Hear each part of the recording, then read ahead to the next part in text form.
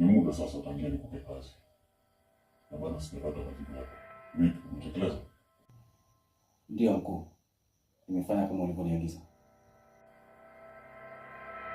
Na una uhakika hakuna mtu aliyekuona?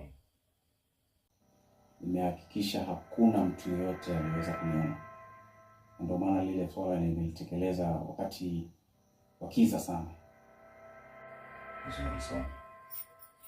Lakini bado nina wasiwasi na mke wake. Ndio. Hata mimi nina mashaka naye pia. Kwa hiyo unaoneleaje mkuu? Nakupa tena zoezi lingine. Hakikisha hakuna mtu anabaki.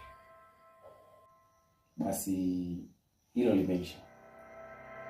Lakini ningeomba niongeze kiasi fulani cha pesa kwa ajili ya kutekeleza hili.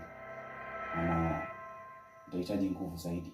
Ukizingatia yule mama na amezungukwa na watoto wake, kwa hiyo ulinzi ni mkubwa sana. Kwa hiyo nitahitaji nguvu zaidi.